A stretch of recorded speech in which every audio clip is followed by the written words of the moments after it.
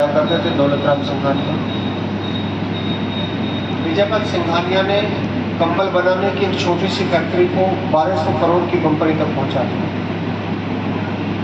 विजयपत सिंघानिया वो व्यक्तित्व था जो अपना प्राइवेट जेट रखा करता था। जिस समय भारत के उद्योगपतियों के पास प्राइवेट जेट नहीं होता था, पहला उद्योगपति था जिसने अपना प्राइवेट जेट खरीदा। और वो जब भी लंदन जाया करता था, खुद उसको पायलट खुद उड़ा करके लंदन ले जाया करता था और वहाँ से आया करता था। मुंबई का अब सबसे बड़ा बंगला एंटीलिया माना जाता है, जो कि अंबानी परिवार का है। लेकिन एंटीलिया के बनने से पहले जेके हाउस मुंबई का सबसे बड़ा बंगला था, जो विजयपत सिंघानिया ने बनाया था। 2015 में उससे एक छोटी सी भूल हो गई। उसने धृतराष्ट्र की तरह मोह में आकर के अपने सारे शेयर अपनी कंपनी के अपने पुत्र गौतम सिंघानिया के नाम कर दिए। पूरी कंपनी गौतम सिंघानिया को सौंप दी और परिणाम ये हुआ कि अपनी मृत्यु से 3 साल पहले मुंबई हाईकोर्ट के पास लोगों ने ऑटो से उतर करके एक बूढ़े व्यक्ति को आते हुए देखा, जो पैदल चल करके आ रहा था। कई लोगों ने कटाक्ष किया कि ये क्या वही विजयपत सिंघानिया है जो पर्सनल जेट से उड़ान भरा करता था, आज ऑटो से उतर करके पैदल आ रहा है। आखिर किस मुकदमे के लिए आ रहा है? जब हाईकोर्ट में मुकदमा सुना गया तो हाईकोर्ट के जज से रोते हुए विजयपत सिंघानिया ने कहा कि मैंने अपने जीवन भर की कमाई से तिनका जोड़ करके इतना बड़ा भवन मुंबई में बनाया था और मेरे पुत्र ने मुझे उस मकान से निकाल दिया है। मैं अपने भतीजे के द्वारा दिए जाने वाले किराए के एक कमरे में गुजारा कर रहा हूँ। मुझे और कुछ नहीं चाहिए, मुझे केवल अपने बनाए मकान में एक कमरा दिलवा दो। ये विजयपत सिंघानिया की गुहार थी हाईकोर्ट में, मुंबई हाईकोर्ट। एक घटना। दूसरी घटना अहमदाबाद में Guru Nanak girls high school की लड़कियों को, ये सारी घटनाओं को आप यहाँ से जाने के बाद, यहाँ पर नहीं चलाएंगे, यहाँ से जाने के बाद आप मोबाइल चला करके क्रॉस चेक जरूर करना। मैं आपको फिर बता रहा हूँ, हम जो बताते हैं हम कोई परमपिता परमेश्वर नहीं है। हम अहम ब्रह्मास्मि वाले सिद्धांत के नहीं है कि हम ब्रह्म हो गए हैं। हमारी बातों को जाकर के विचार किया करो, तब माना करो। मैंने बहुत सारे लोगों को ऐसे देखा है जो यहाँ से अवैज्ञानिक और अवास्तविक बातें कह जाते हैं और आप लोग आर्य समाज के मंच से कही गई है ऐसा समझ करके उसको मान लेते हैं। आप उसको घर जाकर के देखा करें, विचार किया करें। कई घटनाएं जोड़ तोड़ करके जुड़ी हुई किसी के साथ होती है, पता किसी के साथ नहीं जाती है, फिर आप कहीं बताएंगे तो उपहास के पात्र बन जाएंगे। दूसरी घटना है अहमदाबाद के Guru Nanak girls high school की प्रिंसिपल ने विचार किया कि अपनी लड़कियों को सामाजिक सरोकारों से रूबरू कराने के लिए जरूरी है कि इनको समाज के कुछ ऐसे स्थानों पर ले जाया जाए जिनको अच्छा नहीं माना जाता।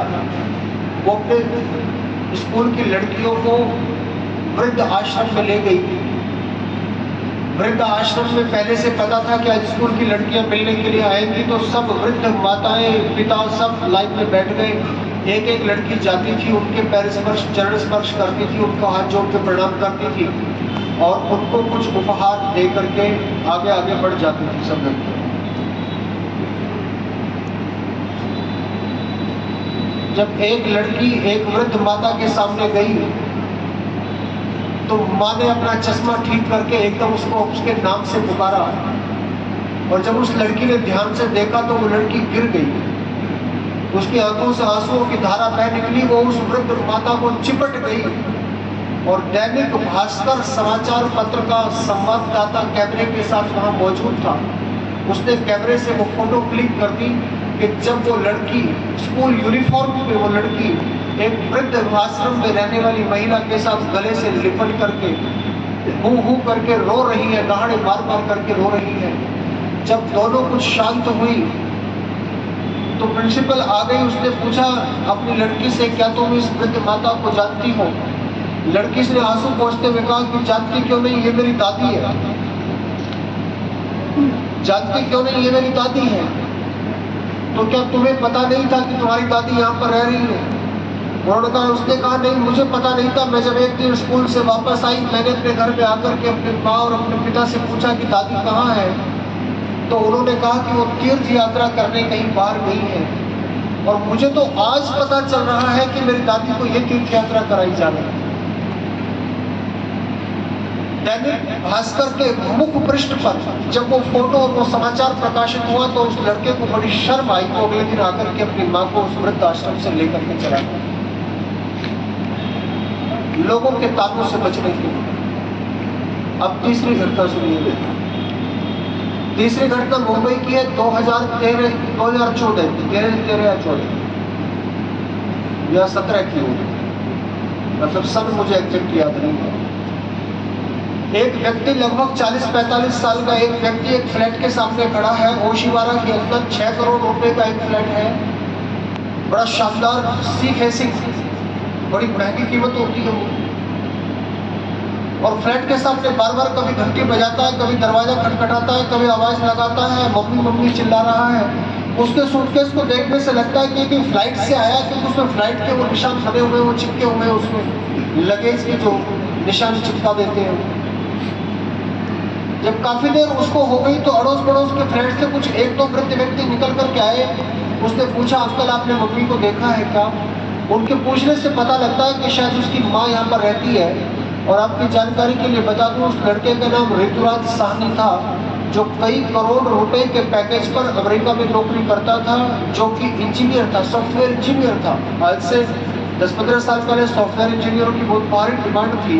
आजकल जैसे AI आर्टिफिशियल इंटेलिजेंस की डिमांड बढ़ रही है, वैसे उस समय सॉफ्टवेयर इंजीनियर्स की बहुत ज़्यादा डिमांड थी। बहुत बड़े पैकेज पर नौकरी करता था। और ये बात 9 अगस्त की है। और 9 अगस्त आप जानते होंगे, 9 अगस्त के दिन हिरोशिमा नागासाकी नाम के नगर पर परमाणु बम गिराया गया था, जिसमें 1 लाख से ज्यादा व्यक्ति मारे गए थे। लेकिन उस परमाणु बम गिराने का मेरे मन पर उतना दुष्प्रभाव नहीं हुआ था जितना इस घटना के परमाणु बम फूटने से मेरा मन दुखी हुआ था। अब आखिर बात यह आ गई कि दरवाजा तोड़ा जाए, किसी को पता नहीं था, दरवाजा अंदर से लॉक था। किसी अनहोनी की आशंका से सब लोगों के हृदय धड़क रहे थे और लोग कह रहे थे हम तो काफी दिन से उनको नहीं देखा। लेकिन दरवाजा तोड़ने से पहले औपचारिकता के लिए पुलिस बुलाई गई। पुलिस के अधिकारी ने आकर के लिखना शुरू किया, कौन हो? मेरा नाम ऋतुराज साहनी है। यहाँ कौन रहता है? मेरी माँ रहती है। माँ का क्या नाम है? आशा साहनी। ये नाम याद रखिएगा, आशा साहनी। वो रहती है। कब बात हुई थी माँ से? जब ये पूछा तो उसकी गर्दन झुक गई और उसने कहा कि अप्रैल में बात हुई। और ये घटना कब की सुना रहा हूँ आपको? 9 अगस्त। अप्रैल में बात हुई थी। अस्त दरवाजा तोड़ा गया, तोड़ करके अंदर घुसे तो अंदर घुसने के बाद पता लगा कि बेड पर और नीचे जमीन पर कुछ हड्डियों के छोटे छोटे टुकड़े पड़े हुए थे। आपने बच्चे को देखा होगा, बच्चा बेड से कैसे उतरता है? वो पहले अपने पैरों को नीचे जमीन पर उतारता है, घुटने जब उसके जमीन पर टिक जाते हैं तब वो ऊपर से हाथों से नीचे हाथ टिका करके उतरता है। जो अशक्त, कमजोर और बूढ़े व्यक्ति होते हैं वो भी बेड से उतरने के लिए ऐसी विधि का आश्रय लेते हैं। और उसको हड्डियों के छोटे छोटे टुकड़ों को देख करके ऐसा ही लग रहा था कि शायद पैरों की हड्डियां यहाँ पड़ी है, यहाँ पर धड़ की हड्डियां पड़ी हैं और हाथों की और ऊपर के हिस्से की हड्डियां बेड के ऊपर पड़ी हुई हैं। इसका अभिप्राय है कि बेड से उतरने के प्रयास में उस माँ के शरीर के प्राण निकल गए होंगे और वो कुछ हड्डियां वहां पर पड़ी होंगी। लेकिन अपने अनुभव के आधार पर उस पुलिस अधिकारी ने कहा कि जितना मैं जानता हूँ, जितना फोरेंसिक साइंस मैंने पढ़ा है, उसके आधार पर मनुष्य के शरीर को डिकम्पोस्ट होने में काफी टाइम लगता है। आखिर खाल भी है, आखिर मांस भी है, नसें भी है, नाड़ियां भी है, हड्डियों के भीतर मज्जा भी है और सब कुछ नष्ट हो जाए, हड्डियां भी सूख करके फट जाए, फट करके जरा जरा से टुकड़ों में फट जाए, तो इस विधि को 1-2 महीने में पूरा नहीं किया जा सकता। उसने बड़े रोष के साथ कड़क करके उस पुत्र से पूछा कि सच सच बताओ, नहीं तो कानूनी कार्रवाई करूंगा कि माँ से कब बात हुई थी? तुमने कहा अप्रैल में बात हुई थी। उसने कहा बात तो अप्रैल में हुई थी, पर अप्रैल 2013 में नहीं, अप्रैल 2014 में नहीं, अप्रैल 2013 में बात हुई। अर्थात 1.5 वर्ष पहले मेरी बात माँ से हुई थी, तब से बात नहीं हुई। ये बीमारी है आज के समाज में। जो कुछ बहन जी बता रही थी, मैं उनके साथ अपने आप को जोड़ रहा हूं, अपने आप को संबद्ध कर रहा हूं कि संस्कारों की आवश्यकता क्या है। और आप इस पूरे मामले में केवल गौतम सिंघानिया को दोषी नहीं ठहरा सकते, आप इस पूरे मामले में केवल ऋतुराज साहनी को दोषी नहीं ठहरा सकते, आप इस पूरे मामले में उस वृद्ध माता को, वृद्धाश्रम में रहने वाली के उसके पुत्र को दोषी नहीं ठहरा सकते। कहीं ना कहीं इन पूरे मामलों में दोषी को माता पिता भी है, जिन्होंने अपनी संतानों को संस्कार देने के स्थान पर उनको एटीएम का कार्ड बनाना ज्यादा जरूरी समझा। माता पिता ने संतानों को संतान बनाने के स्थान पर यह विचार कर लिया कि इनको एटीएम का कार्ड बना लिया जाए, जब चाहो डालो और पैसे निकाल लो, जितने चाहो डालो और पैसे निकाल लो। संस्कार देने की अपेक्षा उन्होंने यज्ञ में और भगवान की भक्ति में बैठाने की अपेक्षा अच्छे कॉन्वेंट स्कूलों में पढ़ाना बेहतर समझा। आर्य समाज मंदिर में लाने की जगह ट्यूशन भेजना ज्यादा आवश्यक समझा, और अपने पास बैठा करके उसको लोरियों के माध्यम से, गीतों के माध्यम से संस्कारों की बात देने की अपेक्षा अंग्रेजी के ट्विंकल ट्विंकल स्ट्रीट स्टार गा करके उसको आधुनिक ज्ञान विज्ञान उसके जीवन में भर देना ज्यादा आवश्यक समझा। क्योंकि वो देख रही थी कि दुनिया जमाने में जो प्रतिस्पर्धा के साथ में दुनिया दौड़ रही है, इस दौड़ में अगर अपनी संतान को आगे निकालना है तो अभी से उसको सूचनाओं का भंडार बना दो, अभी से उसको जो आजकल का आधुनिक विषय पढ़ाया जाता है उसको नॉलेज का आधार बना दो, उसके अंदर भर डालो, ताकि वो जब दुनिया की दौड़ में शामिल हो तो वो सबसे आगे खड़ा हुआ दिखाई पड़ेगा।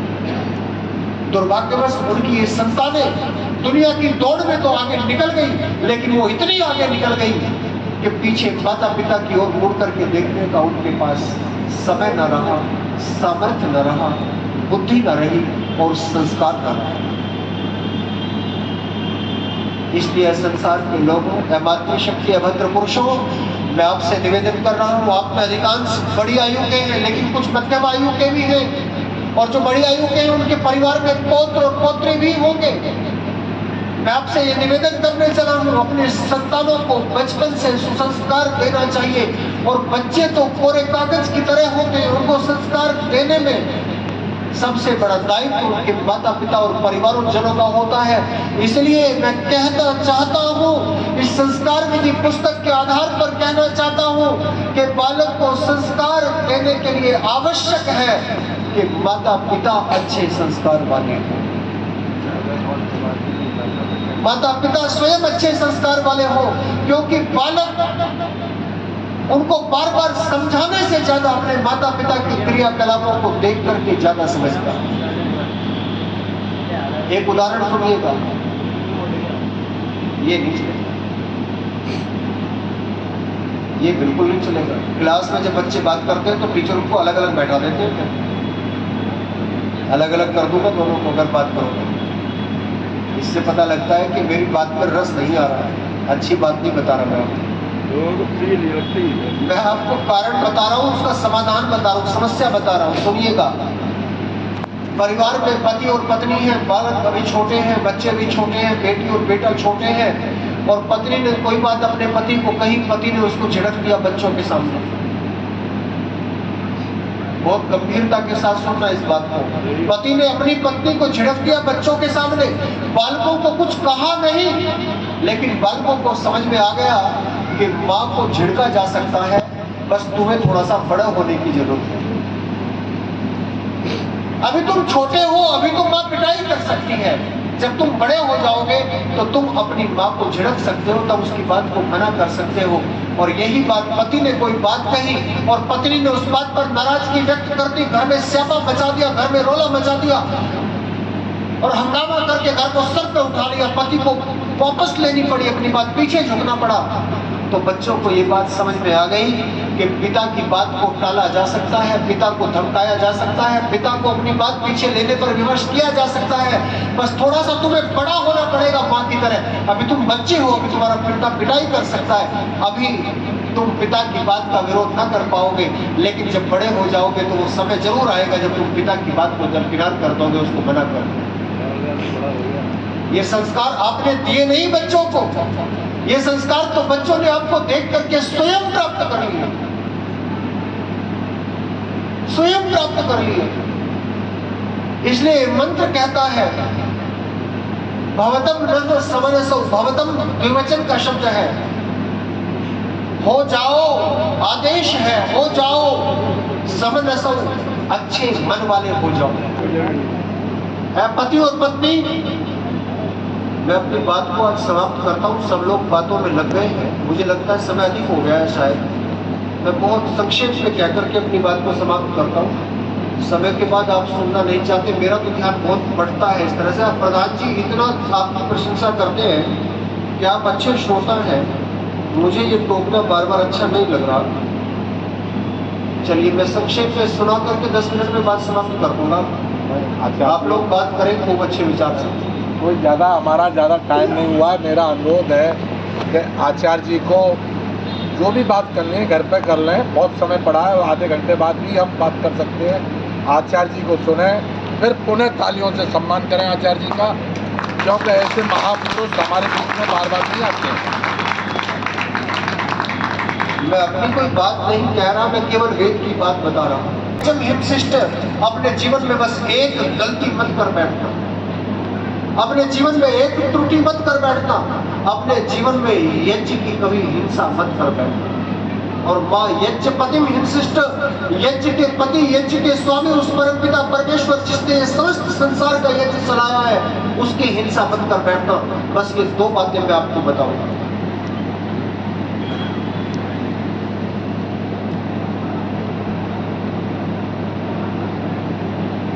जिस परिवार में यज्ञ की हिंसा होती है और जिस परिवार में यज्ञ पति की हिंसा होती है, उस परिवार के बच्चे कभी संस्कारित नहीं हो सकते।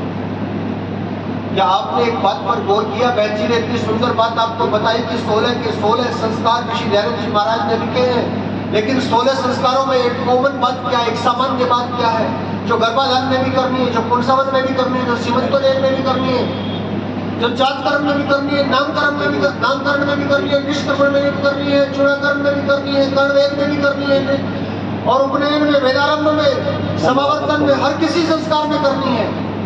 वो है संस्कार से पहले यज्ञ करना। बिना यज्ञ के कोई संस्कार नहीं हो सकता। और ध्यान रखना, गृहस्थ के जीवन में यदि यज्ञ ना हो तो उसका जीवन संस्कारित नहीं हो सकता। अगर जीवन में यज्ञ ना उतरे तो जीवन संस्कारित नहीं हो सकता। विवाह शब्द का अर्थ है वी माने विशेष रूप से, वह माने संभालना, उत्तरदायित्वों को संभालना, विशेष रूप से जिम्मेदारियों को संभालना। हम सब कुछ करेंगे मगर उत्तरदायित्वों को नहीं संभालेंगे, हम जिम्मेदारियों को नहीं संभालेंगे, विवाह नहीं करेंगे। ये जो परंपरा बनती जा रही है, इसके उलट हमारे ऋषियों ने ये शब्द, सुंदर शब्द दिया, विवाह। मैरिज और शादी दोनों शब्दों का एक ही अर्थ होता है खुश होना। मैरिज और शादी दोनों ही शब्दों का एक ही अर्थ होता है खुश होना, लेकिन विवाह का अर्थ खुश होना नहीं होता। खुश तो व्यक्ति हर नई वस्तु को प्राप्त करके हो जाता है, और नई वस्तु को प्राप्त करके ही होता है खुश। नई वस्तु को प्राप्त करके आप किसी को नया पेन दो, किसी बच्चे को, वो बड़ा प्रसन्न हो जाएगा, लेकिन वही पेन उसके पास में जब 2, 3, 4 महीने, 10 महीने रह जाएगा, उसके बाद आप कोई दूसरा नया पेन दो, उस पेन की तुलना में बेशक उसका मूल्य कम हो, तब भी वो पुराने पेन को पाकर के प्रसन्न नहीं होगा, नए पेन को पाकर के प्रसन्न हो जाएगा। नवीनता सुख देने वाली होती है, नवीनता खुशी देने वाली होती है। इसलिए जहां मैरिज और शादियां होती हैं, वहां बार बार वो नवीनता चाहते हैं, नए नए जीवन साथी को चाहते हैं, बार बार छोड़ते हैं, बार बार जोड़ते हैं, बार बार अलग होते हैं, बार बार मिलते हैं। लेकिन विवाह प्रसन्नता के लिए नहीं, विवाह का अर्थ ही है विशेष रूप से इस समाज की उत्तरदायित्वों को निभाने के लिए आओ हम और तुम दोनों मिलकर के एक हो जाते हैं, क्योंकि मैं अकेला इन उत्तरदायित्वों को नहीं संभाल सकता, तुम अकेले इन उत्तरदायित्वों को नहीं संभाल सकती। आओ हम दोनों मिलकर के इस समाज के उत्तरदायित्वों को संभालें और वेद के आदेश प्रजातंतुम मां विवच्छेदसी को आगे बढ़ाएं, तब मिलकर के हमारा जीवन सफल हो पाएगा। ये विवाह की मूल धारणा है। ये हमारी संस्कृति और दूसरी संस्कृतियों के बीच चिंतन के फर्क को बताती है कि क्या अंतर है उन संस्कृतियों के बीच में। और इसीलिए जो जिम्मेदारी को निभाना चाहते हैं उनको अपने जीवन में यज्ञ को धारण करना चाहिए। यज्ञ के 3 अंग होते हैं, देव पूजन, संगतिकरण, दान और दान। अच्छा चलो एक बार थोड़ा सा याद करो विवाह संस्कार। अपना विवाह संस्कार तो बहुत कम याद रहता है। मेरे जैसा कोई व्यक्ति जिसकी ससुराल में आज भी मजाक उड़ाई जाती है कि ये अजीब दूल्हा देखा था कि जो अपने विवाह के मंत्र खुद ही बोल रहा था। बड़ी मजाक उड़ाते हैं मेरे ससुराल वाले। अपने विवाह में तो कुछ पता नहीं होता लोगों को, लेकिन आप तो बड़ी बड़ी आयु के आपने बहुत सारे विवाह देखे होंगे। विवाह का प्रारंभ कौन सी क्रिया के साथ करते हैं? इशारा मैंने कर दिया, जयमाला के साथ। अच्छा चलो मैं आपको इन 3 शब्दों के थोड़े से, आप मुझे अनुमति दो तो थोड़े से शब्द बदल देता हूँ। देव पूजन का अर्थ कर देता हूँ आर्य मर्यादा के अनुसार, कोई अलग अर्थ नहीं है। मैं देव पूजन का अर्थ कर देता हूँ सम्मान करना। यही अर्थ है देव पूजन का, सम्मान करना। संगतिकरण, मिलने जुलने का अर्थ कर देता हूँ एक दूसरे का सहयोग करना। क्योंकि संगतिकरण का मतलब ये नहीं है कि हम बैठ करके गप्पे लड़ाएं। संगतिकरण का मतलब ये है कि जब हम इकट्ठे हुए हैं तो कोई सार्थक काम करें, एक दूसरे का सहयोग करें, एक दूसरे को आगे बढ़ाएं। तो इसका नाम रखो सहयोग करना। और त्याग, दान, ये दोनों एक ही अर्थ के हैं, दान और त्याग। इनके लिए अगर गृहस्थ के लिए कोई उपयुक्त शब्द ढूंढा जाए तो मैं एक शब्द दे देता हूं, समर्पण। ये शब्द गलत तो नहीं है।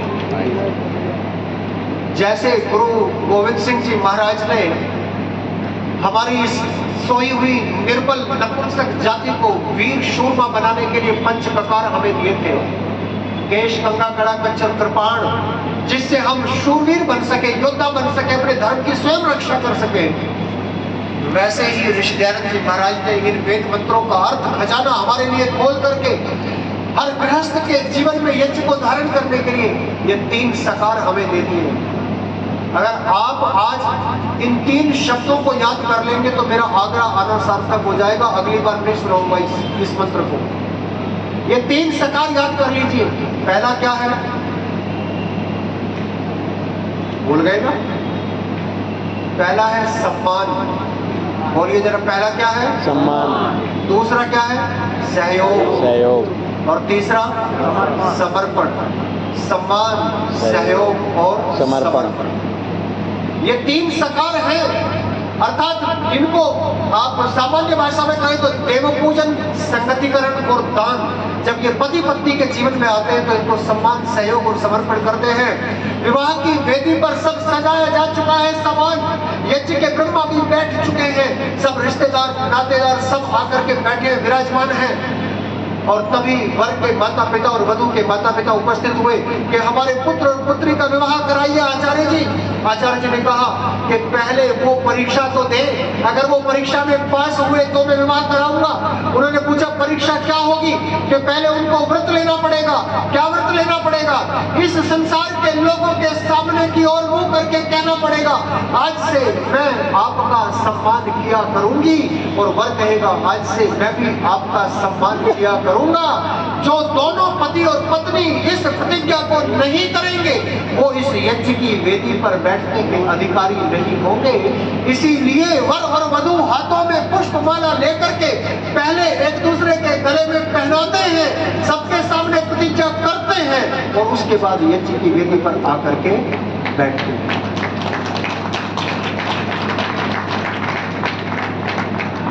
लेकिन दुर्भाग्य हमारा कि हम तो कोई तो वैसे खोल करके झाग फेंकता है उनको, कोई हो हुल्लड़ मचाता है, कोई उनको उठा लेता है। इससे बड़ा सांस्कृतिक पतन और क्या होगा कि जिस संस्कृति में इतनी ऊंची विचारधारा थी उस संस्कृति में अपने सिंबल्स को, अपने प्रतीकों को पहचानने की सामर्थ्य भी ना रही।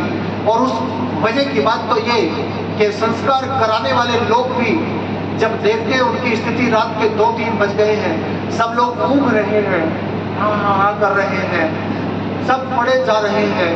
कोई कंबल ढूंढ रहा है, कोई एसी ढूंढ रहा है, गर्मी हो तो एसी, सर्दी हो तो कंबल ढूंढ रहा है, और किसी ने ऐसे ऐसे झूम रहा है। ऐसी स्थिति में आचार्य जी कहते हैं अब तेरी भलाई इसी में है कि आधा घंटे में जो करा सकता है करा दे और यहाँ से जितनी जल्दी हो निकल ले। इससे बड़ा अधःपतन किसी संस्कृति का देखा है आपने? इससे बड़ा अधःपतन और किसी संस्कृति का नहीं हो सकता। वे लोग सारे काम करते हैं, पार्टियां करते हैं, खूब खुशियां मनाते हैं, खूब भोजन करते हैं अच्छे अच्छे, लेकिन बाद में करते हैं, पहले विवाह की विधि करते हैं और पर्याप्त समय अपने धर्माचार्यों को देते हैं। ना हम अपने धर्माचार्यों का सम्मान करते, ना हम अपनी विधियों का सम्मान करते, ना हम अपने संस्कारों का सम्मान करते, तो संस्कारों में छुपी हुई बातों को हम कैसे जान पाएंगे? हम अपने आचार्यों को समय ही नहीं देते वो बताने के लिए। इससे सुंदर विधि विवाह की कहीं और दुनिया में मिल नहीं सकती। अगर दुनिया में 1000 प्रकार की विधि है तो 999 प्रकार की विधि ऐसी है केवल लड़के से पूछते हैं डू यू एग्री, और लड़की से पूछते हैं क्या तुम्हें भी ये कबूल है, और दोनों ने कहा कबूल है कबूल है कबूल है, और हो गया विवाह। केवल एक विधि है जिसमें पूरा समय लगता है, पूरा समझा करके बताया जाता है और कहा जाता है कि पहला कर्तव्य है पति और पत्नी का कि वो दोनों एक दूसरे का सम्मान करें। इसी के लिए विवाह की वेदी पर बैठ करके भी वरार्चन होता है। वर को पहले अर्घ्य, पाद्य, आचमन, मधुपर्क, गोदान आदि किया जाता है, उसके बाद यज्ञ प्रारंभ होता है, उसके बाद विवाह की दूसरी विधि प्रारंभ होती है। वर और वधू एक दूसरे का हाथ पकड़ करके यज्ञ की वेदी की परिक्रमा कर रहे हैं और कह रहे हैं कि हे नाथ, यदि आप थोड़ा तेज चलते हो तो थोड़ा धीमे हो जाओ, मुझे भी अपने साथ ले चलो। और पतिदेव कहती है हे प्राण प्रिय, यदि तुम बहुत धीमे चलती हो तो थोड़ा सा तेज चलो, मेरे साथ मिल जाओ, हम दोनों कदम से कदम मिला करके चलेंगे, तभी तो ये जीवन की यात्रा पूरी हो पाएगी। अब ना मैं आगे निकलूंगा और ना तुम्हें पीछे छोड़ूंगा, तुम भी ऐसा ही करना, ना मुझे आगे जाने देना, अपने से दूर जाने देना ना मुझे, और ना मुझे अपने से पीछे कर देना, मुझे अपने साथ रखना।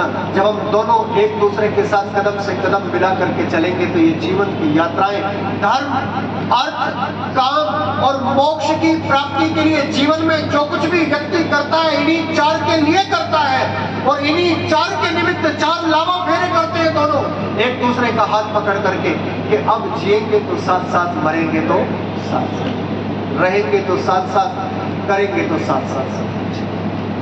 इससे बढ़कर सहयोग भला और कहां सिखाया जा सकता है? मैंने जब ये व्याख्या की तो एक पौराणिक विद्वान खड़े हो गए, कहने लगे आप गलत कर रहे हैं। अंबाला की घटना, सच्ची घटना, एक विवाह कराना था। विवाह कराने के लिए वहां के एक मंदिर के बड़े प्रसिद्ध पुरोहित आए हुए थे, और चूंकि वर पक्ष जो है ना थोड़ा ऐंठ में रहता है शादी में, वर पक्ष थोड़ा सा अकड़ में रहता है विवाह के समय, जो है ना जरा पूछों पर ताव ज्यादा रहता है वर पक्ष। तो उन्होंने कहा कि हम अपने पंडित जी को लाए, विवाह ये कराएंगे। अब मैं कन्या पक्ष की तरफ से था, तो कन्या के पिताजी भी खड़े थे, उन्होंने कहा आचार्य जी बताओ क्या करें।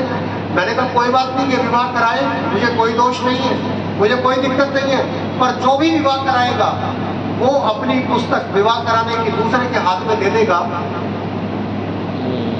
गंभीरता से सुनना, वो अपनी पुस्तक विवाह कराने की दूसरे के हाथ में दे देगा ताकि दूसरे पक्ष का पुरोहित ये जान सके कि ये विधि के अनुसार विवाह करा रहा है या नहीं। बहुत बढ़िया, बहुत बढ़िया। और आपकी जानकारी के लिए बता दूं, हमारे समाज की पूर्ण विधि कराने के लिए केवल विधि बिना उपदेश के कराई जाए तो 1.5 घंटा लगता है, और अगर थोड़ा उपदेश भी करके कराई जाए तो जितना जितना करेंगे उतना उतना समय आप बढ़ाते जाइएगा। और अगर पौराणिक विधि को बगैर किसी उपदेश के कराया जाए तो 3.5 घंटे लगते हैं, 3.5 घंटे। कोई पूरी विधि को करके दिखा दे 3 घंटे से पहले, बिना किसी उपदेश, बिना किसी प्रवचन के। षोडशोपचार पूजा होती है। षोडशोपचार पूजा किसकी? नवग्रह पूजा, गौरी पूजा, गणेश पूजा, षोडश मातृका पूजा, घट पूजा, गणेश पूजा, ये पूजा, वो पूजा, इतने देवों की षोडशोपचार पूजा। 2 घंटे से ज्यादा समय चाहिए षोडशोपचार पूजा, मतलब 16 चीजें समर्पित करना। 16 चीजें का मतलब एक एक देवता को अर्घ्यम समर्पयामि, पाद्यम समर्पयामि, केवल इतना वाक्य भी बोले तो भी 2 घंटे लग जाएंगे। और उसके लिए पूरा मंत्र बोलना पड़ता है, वो चीज समर्पित करनी पड़ती है। तो क्या करते हैं, सारे देवी देवताओं को इकट्ठा बैठाते हैं और कहते हैं सर्वेभ्यो देवेभ्यो नमः, सर्वेभ्यो देवेभ्यो दक्षिणां समर्पयामि, सर्वेभ्यो देवेभ्यो ये समर्पयामि, सर्वेभ्यो देवेभ्यो ये समर्पयामि, और बस कर करके छुट्टी। किसी को पता ही नहीं चलता। यजमान भी आंख के अंदर गांठ के पूरे हैं, गीता के श्लोक बोल करके यज्ञ करा दिया या क्या बोल करके यज्ञ करा दिया, यजमान को पता ही नहीं चलता कि क्या हो गया। बस औपचारिकता मात्र हो गई। तो उन्होंने पूछ लिया मुझसे बाद में प्रश्न कि एक प्रश्न है मेरा। क्या प्रश्न है कि विवाह की विधि में आप लड़की को 3 फेरों में आगे चलाइए और चौथे फेरे पे लड़की को पीछे कर दीजिए, ये मेरा आपसे निवेदन है। मैंने कहा क्यों ऐसा कर दें? मैंने पूछा क्यों ऐसा कर दें? उन्होंने कहा क्योंकि धर्म के मामले में महिलाएं ज्यादा होती हैं, इसलिए इनको आगे कर दो। अर्थ माने धन को बचाने में महिलाएं का कोई जोड़ नहीं मिलता। जब 2016 में 8 नवंबर को वो हुआ था भाइयों बहनों वाला सीन, नोटबंदी, तब पता चला कि साड़ियों की तह में कहाँ क्या क्या रखा हुआ है। तब पता चला कि मसालों के डब्बों में क्या क्या रखा हुआ है किचन में। तब निकल करके आया माल सामने। तो ये बचा करके रखती है आपातकाल के लिए, ये सब संभाल के रखती है अर्थ को बचाने में आगे पुरुषों से। और काम अर्थात संतानोत्पत्ति तो इनके बिना संभव ही नहीं है। तो इन 3 में इनको आगे कर देते हैं और चौथे फेरे में पीछे कर देते हैं, क्योंकि इनको मोक्ष प्राप्ति का अधिकार नहीं है। पति की सेवा ही इनका मोक्ष है, इसलिए इनको पीछे कर देते हैं, पति को आगे कर देते हैं। मैंने कहा मैं इस विचार को नहीं मानता। उसने कहा आप इस विचार को नहीं मानते कि महिलाओं को मोक्ष प्राप्ति का अधिकार नहीं है? मैंने कहा हाँ मैं इस विचार को नहीं मानता। मैंने कहा चारों प्राप्ति का अधिकार है, उनको भी इनको भी। तो वो हंसने लगे, कहने लगे हम तो 3 में आगे रख रहे हैं, आप तो 1 में भी आगे नहीं रख रहे, आप तो चारों में ही पीछे रख रहे हैं। तो मैंने कहा यही तो आपकी गलतफहमी है, हम ना किसी को पीछे रख रहे, हम ना किसी को आगे रख रहे। हम तो ये कहते हैं जब वर हाथ पकड़ता है वधू का, तो वधू का हाथ पकड़ करके कहता है कि आओ हम इस अग्निदेव की परिक्रमा साथ साथ मिल करके करें, ना मैं आगे निकलूं और ना तुम पीछे रह जाओ। यही तो सहयोग की भावना है, यही तो सहयोग हमारा यज्ञ हमें सिखाता है, यही तो संगतिकरण हमें सिखाता है। और तीसरी बात है समर्पण की। तीसरी बात है समर्पण की। जब मांग में सिंदूर भरते हैं, जब हृदय पर हाथ रख के प्रतिज्ञा करते हैं, मैं कहता हूं मैंने गृह सूत्रों का थोड़ा बहुत अध्ययन किया है, मैं कोई उसका बहुत बड़ा मास्टर आचार्य तो नहीं हूं, लेकिन अध्ययन किया है। मैंने प्राचीन आरण्य ग्रंथों का, ब्राह्मण ग्रंथों का थोड़ा बहुत अध्ययन किया। ब्राह्मण ग्रंथों में पढ़ाता भी हूं कुछ स्थानों पर। मैंने प्राचीन कर्मकांड के ग्रंथों का अध्ययन किया है, लेकिन ऋषि दयानंद जी जैसी बात कहीं नहीं थी। जो बात ऋषि में थी वो कहीं नहीं थी। ये बात विवाह की यज्ञ की विधि के उपरांत हृदय पर हाथ रख के वर प्रतिज्ञा करता, वधु प्रतिज्ञा किया करती थी। सब में लिखा वधु प्रतिज्ञा करे। वधु क्या प्रतिज्ञा करे? वर के हृदय पर हाथ रखे और कहे मम व्रते ते हृदय ददामि मम चित्तम अनुचित्तम तेस्तु मम वाचम एक मना प्रजापति स्मारयम। वधु कहती थी कि मैं अपना हृदय तुम्हारे हृदय में सौंपती हूँ, अपनी वाणी तुम्हारे अनुकूल आचरण करूंगी, अर्थात मन वचन कर्म से सब प्रकार से तुम्हारे अनुकूल रहूंगी। बाहर ऋषि दयानंद, बाहर ऋषि की मेधा, बाहर ऋषि की हुआ। ऋषि ने कहा कि और वर भी ऐसी ही प्रतिज्ञा करे,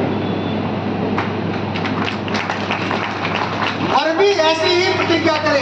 केवल महिलाओं का समर्पण नहीं चलेगा, एक तरफ पलड़ा झुका हुआ नहीं चलेगा। और क्या बात ऋषि ने लिख दी। ऋषि कहते हैं और विवाह हुए पश्चात, इस एक एक वाक्य को सुनना मेरे बड़े ध्यान से, संभल करके पकड़ना, इसको याद कर लेना। और विवाह हुए पश्चात पति पत्नी दोनों ऐसे बरते जैसे दोनों एक दूसरे के हाथों बिक चुके।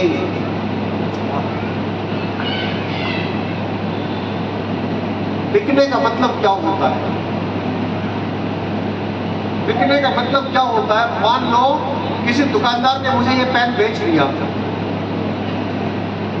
अब मैं इस पेन को तोड़ दूं तो दुकानदार क्या कहेगा मुझे? कुछ, उसको तो पैसे मिल चुके। अब मैं इसको नाली में फेंक दूं तो दुकानदार मुझे कुछ कहेगा? दुकानदार को कुछ कष्ट होगा? कोई पीड़ा होगी? कुछ नहीं होगा। इस पर पूर्ण अधिकार किसका हो गया? खरीदने वाले का हो गया। और जब दोनों एक दूसरे के हाथ बिक चुके तो एक दूसरे के ऊपर पूर्ण अधिकार किसका हो गया? एक दूसरे का हो गया। ये है समर्पण गृहस्थ का, ये है समर्पण गृहस्थ का। अगर ऐसे गृहस्थ हो तो बताओ संताने क्यों ना सुसंस्कारिणी होवे? संस्कार क्यों ना, संतानें क्यों ना अच्छे संस्कारों वाली होवे? संतानों के मन पर अच्छे संस्कार क्यों ना पड़े?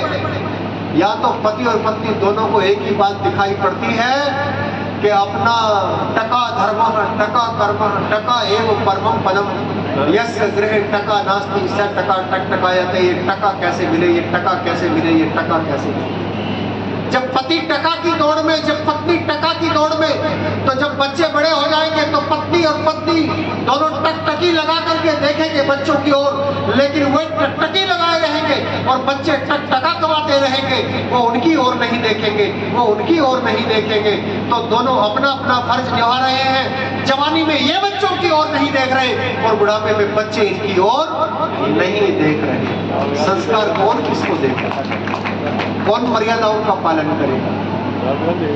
कैसे?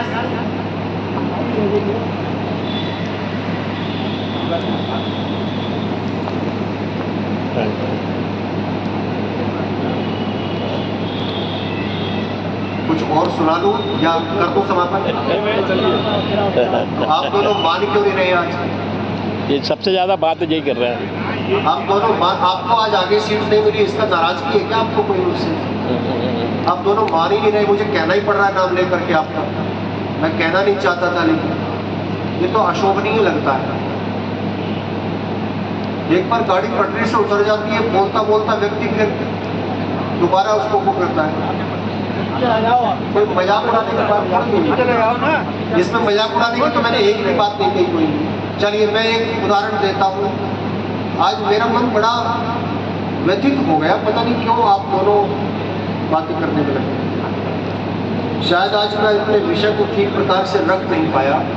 आज मेरा विषय कुछ अच्छा होना चाहिए। एक छोटी सी घटना सुना दूं आपको। मर्यादा पुरुषोत्तम भगवान श्री राम जी महाराज चित्रकूट में निवास किया करते थे। 11 वर्ष 6 महीने और 17 दिन उन्होंने चित्रकूट में निवास किया है अपने 14 वर्ष के वनवास में से। चित्रकूट क्योंकि बांदा के आसपास का इलाका है, बीहड़ का इलाका है।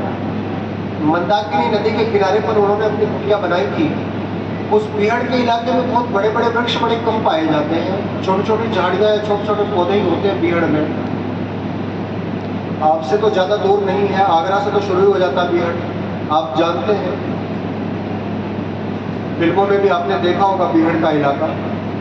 वहीं पर एक वृक्ष था, उस वृक्ष के नीचे कुटिया बनाई हुई थी। उस कुटिया में मर्यादा पुरुषोत्तम श्री रामचंद्र जी, माता सीता जी और श्री लक्ष्मण जी निवास कर रहे थे। जब पतझड़ का मौसम आया तो वैसे तो वृक्ष बहुत कम थे, लेकिन जो थे भी उनके भी सबके पत्ते झड़ गए। जिस कुटिया के नीचे उनका निवास था उस वृक्ष के भी पत्ते तो झड़ गए, लेकिन एक बेल उस वृक्ष पर चढ़ी हुई थी। और उस बेल को क्योंकि वो जड़ में लगी हुई थी तो पानी लगता रहता था, तो पतझड़ में भी वो पूरी हरी भरी होकर के पूरे वृक्ष पर छा गई और उस बेल के कारण से वो पूरा वृक्ष हरा भरा दिखाई देता था।